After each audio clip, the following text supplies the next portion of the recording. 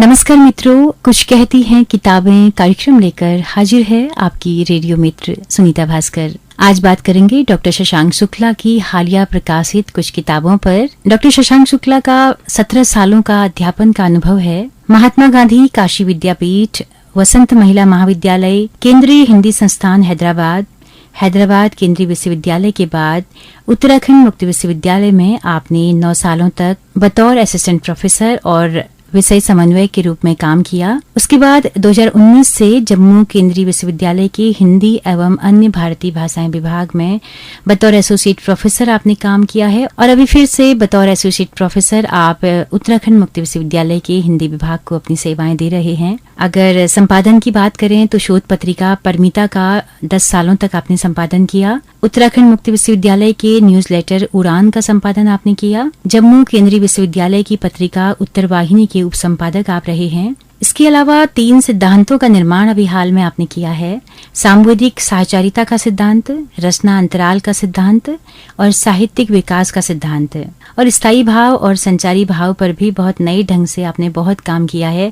तो श्रोताओं, आप सबसे रूबरू हैं डॉक्टर शशांक शुक्ला और आज बात होगी उन हालिया प्रकाशित किताबों पर।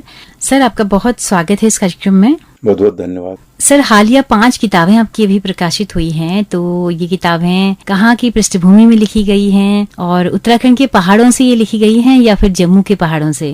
सुनीता जी, इन सब किताबों की भूमि उत्तराखंड ही है और उत्तराखंड का एकांतिक परिवेश और यहाँ की रचनात्मकता के कारण ही मैं जो कुछ हूँ या जो कुछ लिख सका हूँ। तो एकांतिक क्षणों में बहुत सी डायरियां लिखने की आदत भी बनी यहीं पर, जो 11 से लगातार चलती रही और ढेर सारी डायरियों में वो बिखरे हुए हैं सब डायरी के पन्नों में। ये जो पुस्तकें आई इन वर्षों में जो जम्मू में जाकर आई, तो उसकी रचना भूमि उत्तराखंड ही रही है और ये विश्वविद्यालय ही रहा है। तो मैं चाहूंगी कि आप बताएं, विश्वविद्यालय की कहानियों का संग्रह आपने एक संपादित किया है, दो किताबें हैं इस पर, तो ये बड़ा ही दुर्लभ काम है, कैसे इसकी प्रेरणा मिली?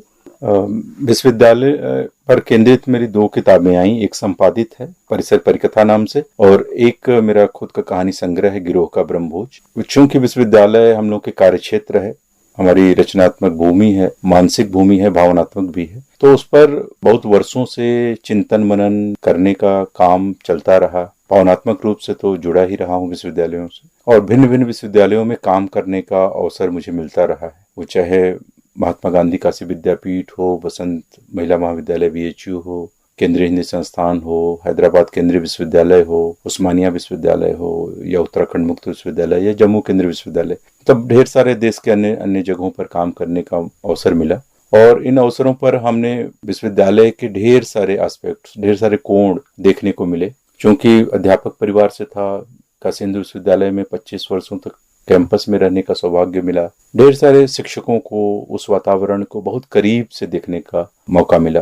ढेर सारे बिंब बनते गए करीब से देखने पर, और बहुत करीब आप किसी चीज के जाते हैं तो वो मन मस्तिष्क में बहुत गहरे बैठ जाते हैं। तो मेरे मस्तिष्क में विश्वविद्यालय के ढेर सारे बिंब बनते रहे बहुत दिनों से। फिर उनको एक कथा या प्लॉट में संयोजन करने की बात थी, तो क्रमशः जब अनुभव समृद्ध होते गए विश्वविद्यालय को लेकर, तो वो बिंब धीरे धीरे एक अपने कथ्य के रूप में खुद ही ढलने लगे। ये तो हुई मेरी कहानियों के रचने की पृष्ठभूमि, लेकिन ये पुस्तक जब परिसर परिकथा संपादित करने की योजना थी तो मुझे मन में भी ये एज ए एकेडमिशियन या अकादमिक क्षेत्र से जुड़े होने के कारण मुझे लग रहा था कि उत्तर आधुनिकता में ढेर सारे विमर्श चले। वो विमर्श जरूर हाशिए के समाज को लेकर चले थे, जैसे आदिवासी, दलित, स्त्री या और भी बहुत से हाशिए के समाज को लेकर विमर्श चले, लेकिन इस ज्ञानात्मक घटक में या उत्तर आधुनिकता में, या जिसमें कहा गया आधुनिकता में कि बुद्धि और तर्क ही इसका मेरुदंड है, विचार ही इसके केंद्र में है,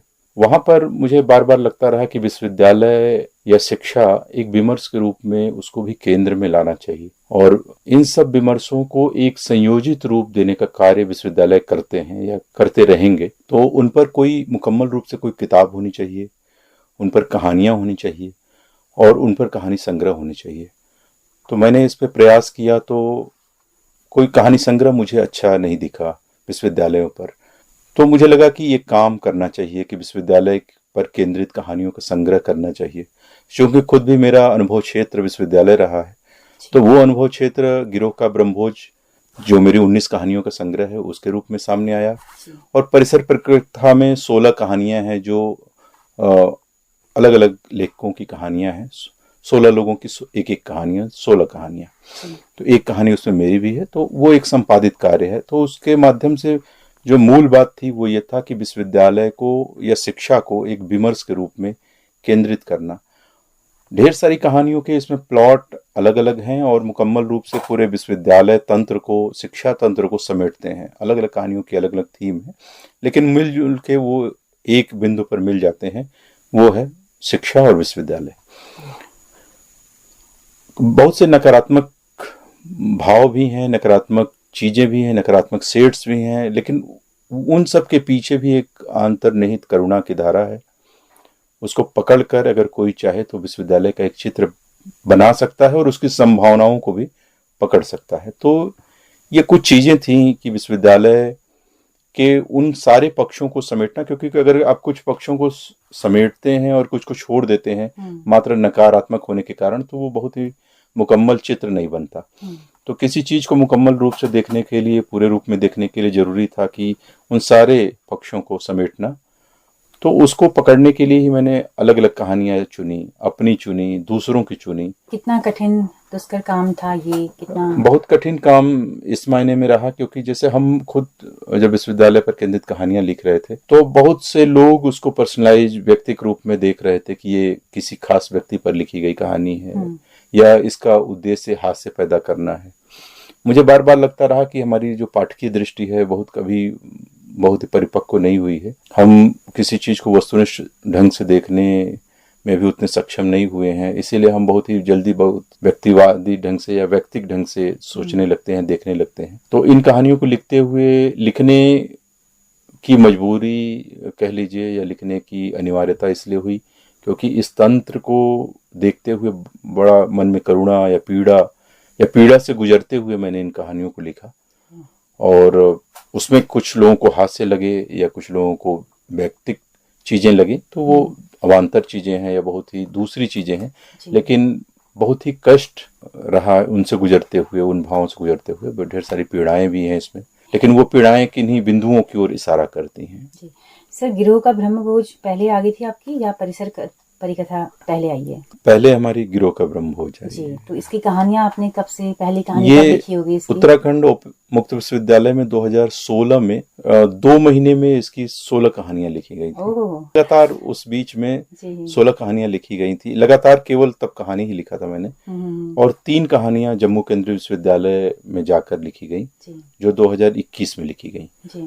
तो इनका जो रचना समय है वो 2016 ही आप मान सकते हैं। और उत्तराखंड तो थीम कहीं न कहीं दिमाग में चल ही रही थी, वो कहा आपने कितने सालों का आपका जो अनुभव है जी। तो वो इसीलिए आपने एक सीटिंग में सारी 2 माह के अंतराल में लिख डाली जी। तो परिसर परिकथा कब आई है, प्रकाशित हुई है? परिसर परिकथा भी 2022 में आई है जी। और गिरोह का ब्रह्मभोज थोड़ा सा पहले आया है, लगभग समय तो 1-2 महीने का अंतराल रहा है जी। परिसर परिकथा का काम चूंकि पहले से चल रहा था, लेकिन ये चूंकि बहुत से दूसरे लोगों की कहानियां थी, उन कहानियों के आने में समय लगा, उनके संयोजन में समय लगा, तो वो काफी थोड़ा सा विलम्ब हुआ। इसमें काफी नामी लेखकों को आपने शामिल किया है, तो ऐसा था कि इतनी ही कहानियां हैं या और भी अभी लिखी गई होंगी? और भी कहानियां हैं, लेकिन चूंकि 300 से ऊपर के पृष्ठ की किताब हो रही थी और हमको लगा कि जो महत्वपूर्ण कहानियां हैं, हालांकि कुछ कहानियां फिर भी छूट गई हैं क्योंकि हमारी बाध्यता थी कि एक कहानीकार की केवल एक कहानियां ली जाए,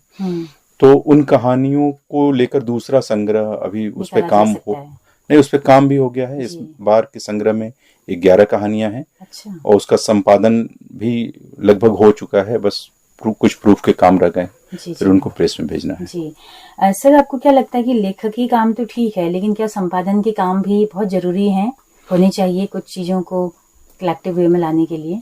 संपादन इसलिए महत्वपूर्ण है क्योंकि लेखक, जैसे अपनी ही दोनों किताबों पे अगर मैं तुलनात्मक रूप से काम करूं या बात करूं, तो गिरोह का ब्रह्मभोज एज ए लेखक मेरी रचना थी। उसको टाइप भी मैंने बहुत जल्दी कर लिया था और उसके किसी पक्ष को लेकर मेरे मन में कोई द्वंद्व भी नहीं था, तो वो बहुत जल्दी उसका संपादन हो गया था। लेकिन जब परिसर परिकथा नाम से मैंने पुस्तक संपादन की योजना बनाई, तो पहले तो ढेर सारे लेखकों से सहमति लेना, फिर उनको ये विश्वास दिलाना कि रचना का मूल पाठ सुरक्षित रहेगा, रचना का कोई व्यावसायिक ढंग से उपयोग नहीं होगा, या रचना को लेकर कोई गलत प्रचार प्रसार नहीं होगा। और उनकी कई बार रचनाएं उनकी हस्तलिखित होती थी, तो उनको लेकर टाइप कराना और उसको लेकर प्रूफ, तो कई बार कुछ त्रुटियां रह जाती थी, बार बार कई बार त्रुटियां रह गई, तो उसको अर्थ नहीं हो पाता था, तो फिर लेखक से पूछना। फिर कुछ चीजें ऐसी थी संपादन की दृष्टि से कि कुछ कहानियों को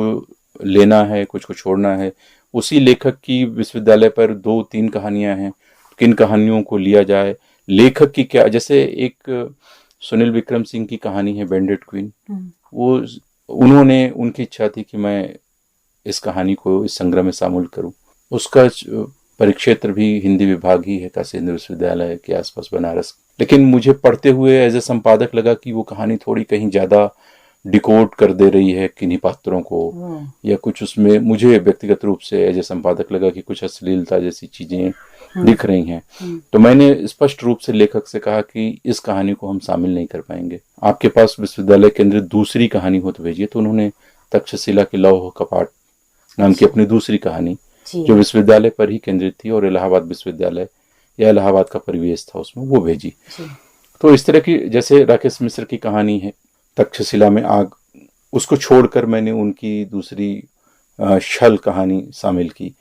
तो वो कहानी चूंकि ज्यादा चर्चित थी तक्षशिला वाली, लेकिन बावजूद मुझे अपनी कंटेंट की दृष्टि से, चूंकि एक संपादक को ये होता है कि जैसे एक थीम पर अगर आपने किसी दूसरे कहानी शामिल कर ली है, उसी थीम से मिलती हुई कहानी अगर करेंगे तो रिपीटेशन या आवृत्ति या पुनरावृत्ति जैसा लगेगा। तो संपादक का दायित्व इसलिए भी थोड़ा कठिन हो जाता है कि आपको उस थीम पर चुनना भी है और कुछ चीजों को छोड़ना भी है।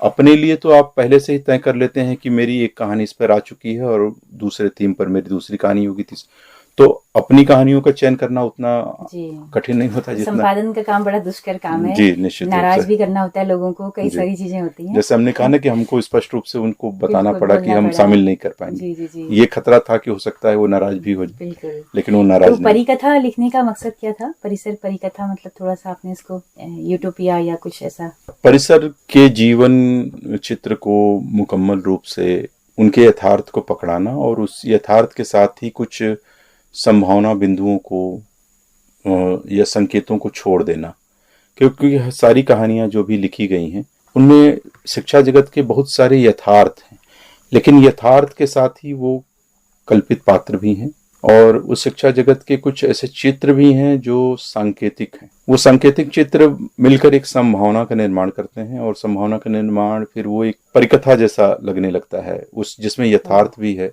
और जिसमें कुछ कल्पनाएं भी हैं और संभावनाएं भी। तो उसको लेकर ये नाम मन में आया कि इसको परिसर परिकथा, जो परिसर के पूरी तरह से यथार्थ और कल्पना दोनों का वितान इन कहानियों के माध्यम से आ रहा है।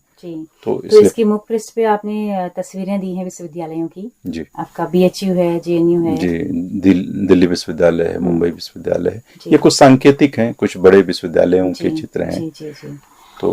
तो काफी बेहतरीन काम है, 2 किताबें आपकी प्रकाशित हैं। और तो पाठकों से कैसा रिस्पांस मिला इस पे? पाठकों से बहुत अच्छा रिस्पांस मिला है, मिल रहा है, लगातार लोगों की प्रतिक्रियाएं आ रही हैं। लोग इस काम को 2-3 दृष्टियों से पसंद कर रहे हैं। एक तो कोई काम नहीं था उस शिक्षा को लेकर कहानियों पर। एक कहानी संग्रह इधर बीच और आया है, ज्ञानगढ़ की लड़ाई, बलराज पांडे की कहानी संग्रह है, जो हमारी पुस्तक के बाद आया, उन्हीं की कहानियों का संग्रह है। उसमें 11 कहानियां हैं, तो लगभग मोटे रूप में उसमें 8 या 9 कहानियां विश्वविद्यालय पर हैं, बाकी 1-2 दूसरे विषयों पर हैं। तो एक तो इस दृष्टि से भी कि विश्वविद्यालय को लेकर इतने मुकम्मल रूप से कोई कहानी संग्रह नहीं था। फिर दूसरा प्रयोग जो मेरी अपनी कहानियों में था कि पात्र बहुत सांकेतिक हैं और पात्र मैंने मनोवृत्तियों पर रखे गए हैं, जैसे प्रोफेसर तत्वदर्शी या प्रोफेसर उदासीन या प्रोफेसर भक्षक या प्रोफेसर सुखेच्छु या प्रोफेसर गंभीर, तो या प्रोफेसर माया। तो ढेर सारे ऐसे पात्र हैं, लगभग सारे आप पात्र कह लीजिए कुछ पात्रों को छोड़कर, कि वो सांकेतिक हैं या मनोवृत्तियों के सूचक हैं। तो मनोवृत्तियों को लेकर, मनोवृत्तियों पर केंद्रित पात्र इतनी संख्या में हिंदी कहानी में नहीं थे, तो एक तरह का प्रयोग मैंने किया। तो प्रयोग लोगों को बहुत पसंद आ रहा है। मुझे याद है कि जब गिरोह का ब्रह्मभोज मेरी पहली कहानी प्रकाशित हुई थी इंद्रप्रस्थ भारती में, तब उसकी संपादिका मैत्री पुष्पा जी थी, तो उन्होंने उसको प्रकाशित किया था। तो मेरे पास चित्रा मुदगल जी का फोन आया और उनको कहानी काफी पसंद आई थी, और उनका ये था कि इस तरह की पहली प्रतिक्रिया थी जो मेरे कहानी लेखन का आधार बनी। तो उनकी प्रतिक्रिया थी कि ये जो आपने पात्र रचे हैं गिरोह का ब्रह्मभोज में, वो पात्र सारे मुझे दिल्ली में दिखते हैं। तो और भी कहानियां ऐसे प्रकाशित होती रही। कुछ कहानी व्यंग यात्रा में एक नियुक्ति आय नामक कहानी छपी जो नियुक्ति प्रक्रिया पर थी।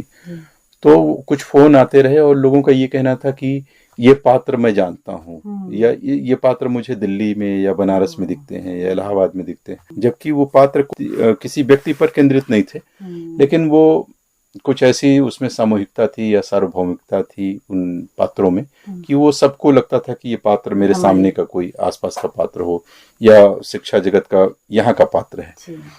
तो ये मुझे एज ए लेखक या एज ए कहानीकार मुझे लगा कि शायद मेरे लिए संतोष का विषय हो सकता है या है कि लोग उससे कनेक्ट हो पा रहे हैं या जोड़ पा रहे हैं अपने को। तो ये एक अच्छी बात रही इस पूरी प्रक्रिया में, इस लेखन की प्रक्रिया में, या पुस्तक के रूप में ढलने की पूरी जो यात्रा रही उन कहानियों की। जी सर, इसके अलावा 3 किताबें और आपकी इसी बीच में प्रकाशित हुई हैं, तो मैं चाहती हूँ उस पर भी आप बताएं।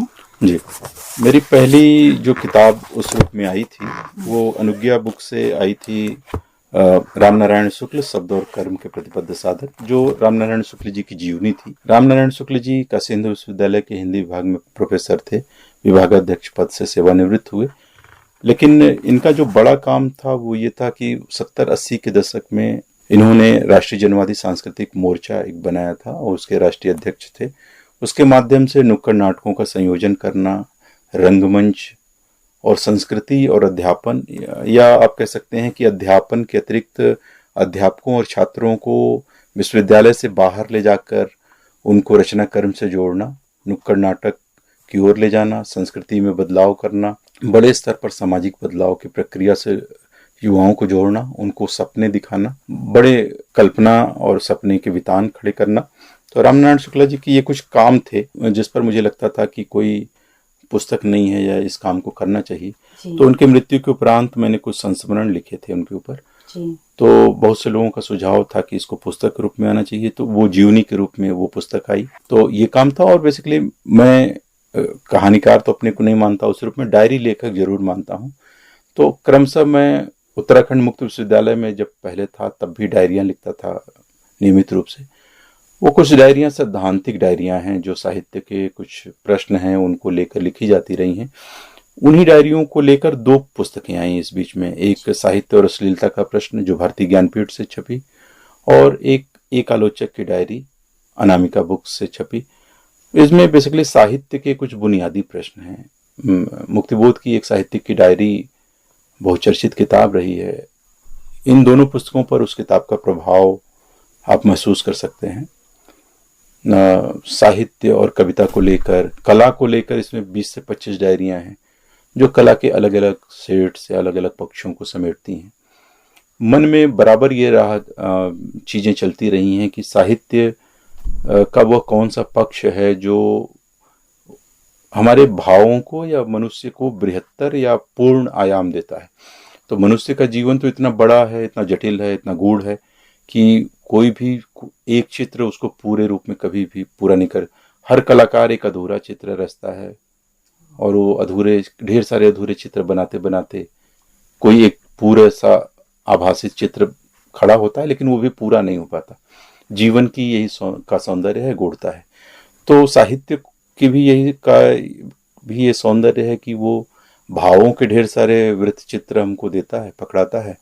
बड़ी से बड़ी रचना या बड़े बड़े महाकाव्य भी जीवन के एक सत्य को ही उद्घाटित कर पाते हैं, तो दावा तो वो भी नहीं कर पाते। तो मुझे लगा कि साहित्य के कुछ पक्ष या कुछ प्रश्न हैं जिन पर नए सिरे से बात हो सकती है। तो उनको उद्घाटित करना इन दोनों डायरी पुस्तकों का उद्देश्य रहा। एक चीज और जो मैं बताना चाहूंगा कि मैंने साहित्य सिद्धांत को लेकर काफी कुछ सोचा, विचारा, काम किया था। तो एक आलोचक की डायरी में जैसे इसमें 3 साहित्य सिद्धांत आपको दिखेंगे। एक संवैधानिक साचार्यता का सिद्धांत, एक रचना अंतराल का सिद्धांत और एक साहित्यिक विकास का सिद्धांत। ये मेरी ओर से एक प्रयास था कि कुछ साहित्य सिद्धांत हिंदी में आए या विकसित किया जाए। हिंदी आलोचना में इस तरह के साहित्यिक सिद्धांत का अभाव मुझे शुरू से लगता रहा, तो उसकी कमी का एक छोटा सा प्रयास मैंने किया। फिर एक प्रयास इसी पुस्तक में है, भाव और सभ्यता विमर्श नाम से एक डायरी है, जो लंबी डायरी है, जिसमें मैंने स्थायी भाव और संचारी भावों को लेकर कुछ काम किया था, पहले ही किया था। तो स्थायी भावों के रूप में जैसे 10 स्थायी भाव हजारों वर्षों से चल रहे थे, तो मुझे लगा कि कुछ भाव को आगे उसकी संख्या बढ़ानी चाहिए, तो मैंने 22 स्थायी भावों का विस्तार किया। और संचारी भाव जैसे भरत मुनि के समय से 33 चले आ रहे थे, तो मुझे लगा कि आधुनिकता, उत्तर आधुनिकता तक बहुत से भाव भी मनुष्य के बढ़े हैं, बदले हैं और उनका संक्रमण हुआ है, तो क्यों न भावों को फिर उसका विस्तार किया जाए, उसका संयोजन किया जाए। तो 180 संचारी भाव भी मेरी ओर से इसमें परिभाषित किए गए और जोड़े गए। तो ये काम भी इन्हीं पुस्तकों से आए। सर, इसको कितना अप्रिसिएशन मिला, ये जो नया काम आपने एकदम किया है आलोचना के? ये काम थोड़ा सा गूढ़ काम था, थोड़ा गंभीर काम था। उत्तर आधुनिकता में तो लोकप्रियता को ज्यादा या लोकप्रिय तत्वों को ज्यादा फोकस मिलता है, या जल्दी जो चीज, जैसे गिरोह का ब्रह्मभोज एक आप कह सकते हैं कि पॉपुलर लिटरेचर की किस्म की रचना लोगों की नजर में है, तो वो जो लोग ज्यादा पढ़ते हैं निश्चित रूप से। जो थोड़ा गंभीर काम होता है तो उसको गंभीर पाठक ही पढ़ेगा। तो अपेक्षाकृत उतना नहीं, लेकिन बहुत से जो गंभीर पाठक रहे उनकी अपने ढंग से अलग अलग प्रतिक्रियाएं मिलती रही और अच्छी सार्थक प्रतिक्रियाएं रही। कुछ कमियों की ओर इशारा भी किया। कुछ लोगों का ये कहना था कि आपकी भाषा बहुत जटिल है। उस पर बस इतना ही कहना है आग्रहपूर्वक कि भाषा का चयन मेरे हाथ में भी नहीं है। कई बार कथ्य ही भाषा को निर्मित करती है। जैसे अब कहानियों का जो भाषा थी हमारी, वो एक दूसरे ढंग की है, वो उसमें उतनी गंभीरता नहीं है। लेकिन जो डायरी लिख रहे हैं और सैद्धांतिक डायरी है, कला पर अगर कोई डायरी लिख रहा है तो उसको पॉपुलर भाषा में या लोकप्रिय भाषा के तत्वों से गंभीर कला पे चिंतन नहीं हो सकता, तो उसकी भाषा अपने आप गंभीर हो जाती है। तो भाषा का संबंध बेसिकली कथ्य से है मूलतः, तो वो भाषा थोड़ी सी गंभीर है, तो मुझे लगता है कथ्य के कारण ही है। तो सर, ये डायरी आप शुरुआत से ही लिखते रहे हैं? इन डायरियों के रचने का भी एक व्यक्तिगत कारण रहा है। 2013 में मेरा एक एक्सीडेंट हुआ। उसके पहले तो मैं आलोचनात्मक लेख लिखा करता था मात्र। तो बिस्तर पे डॉक्टर ने पूर्णतः 5 हड्डियां टूटी थी। डॉक्टर ने पूरी तरह से बेड रेस्ट कहा कि आप 1-1.5 महीने तक केवल बेड पे रहेंगे। तो उस एकांतिक सघन क्षणों में मुझे लगा कि अपने को रचनात्मक रूप से अभिव्यक्त, कोई बोलने वाला नहीं, कोई बातचीत करने वाला नहीं, पूरा दिन काटना है। तो किताबें पढ़ता था, और वो अपठित किताबें जो घर में रखी हुई थी वर्षों से। और फिर उन्हीं के बीच में, उन एकांतिक क्षणों में कुछ भाव या कुछ विचार जन्म लेने शुरू हो गए, और डायरी और पेन पास में रहती थी, तो फिर कुछ डायरी लिखने की शुरुआत वहीं से हुई। तो डायरी विधा ही चूंकि बहुत ही व्यक्तिक, एकांतिक है, लेकिन सार्वजनिक विधा है, तो शायद डायरी लेखन का मूलतः आधार 2013 से शुरू हुआ। इसकी परिणति हम इन 2 किताबों के रूप में देख पा रहे हैं। आगे एक किताब और भी तैयार है, विश्वविद्यालय की डायरी या कुछ ऐसा नाम सोच रहा हूँ, तो वो भी तैयार है। तो सकता है वो भी कुछ दिनों में प्रकाशित होके आ जाए। तो सर, पठन पाठन का काम और इतना पढ़ाने का काम भी, इतना सब एक साथ कैसे मैनेज कर लेते हैं? या पठन पाठन तो आजीविका है, और वो भी पूरी तरह से अलग काम नहीं है। कई बार पठन के बीच भी लेखन होने लगता है, और अध्यापन पाठन के बीच या अध्यापन के बीच भी बहुत से विचार सूत्र अचानक से अकस्मात आ जाते हैं, फिर वो लेखन की ओर मुड़ जाते हैं। तो क्रमशः साथ साथ चलने वाली चीजें रही हैं मेरे लिए। जब मैं अपने छात्रों के साथ अध्यापन करता था तो बहुत से ऐसे विचार आते थे जो मेरी उस दिन की, कई बार मेरी डायरियों में ज्यादातर संवाद हैं, प्रश्न हैं, कुछ छात्रों के संवाद भी हैं। जैसे आषाढ़ का एक दिन पर 2 छात्र आए और उन्होंने एक प्रश्न किया, तो पूरी वो डायरी, लंबी डायरी है, वो उन्हीं प्रश्नों के उत्तर देने के क्रम में। तो मैं एकांतिक हूँ या अंतर्मुखी अपने को मानता हूँ, तो बहुत बार मैं बोलकर जो अभिव्यक्त नहीं कर पाता वो लिख कर देता हूँ। तो मेरी डायरी लेखन के लिए बहुत बार वो अध्यापन या पाठन वो सहायक होते हैं। तो साथ साथ चलने वाली चीजें हैं। तो बहुत ही शानदार बातचीत रही। 5 किताबों पर आपने जो अपनी चर्चा बताई। डॉक्टर शशांक शुक्ला, आपका बहुत बहुत आभार, बहुत शुक्रिया हमारे श्रोताओं के साथ अपना कीमती वक्त साझा करने के लिए। बहुत बहुत धन्यवाद जी। तो दोस्तों, आप सबका भी बहुत बहुत आभार इस कार्यक्रम में अंत तक हमारे साथ बने रहने के लिए। अगर ये बातचीत पसंद आई हो तो अपना फीडबैक जरूर दीजिएगा। हमारा रेडियो एक सामुदायिक रेडियो है जिसकी पहुंच रेडियो में केवल हल्द्वानी शहर तक है। लेकिन अगर आप दूर दराज पहाड़ों में या देश के किसी भी हिस्से में इस रेडियो को सुनना चाहते हैं तो हमारे YouTube चैनल के जरिए आप इन कार्यक्रमों को सुन सकते हैं। हेलो हल्द्वानी नाम से हमारा YouTube चैनल है, फेसबुक पेज है, Instagram अकाउंट है। आपके फीडबैक का बहुत बेसब्री से इंतजार रहेगा। इसी के साथ अपने रेडियो मित्र सुनीता भास्कर को दीजिए इजाजत। नमस्कार।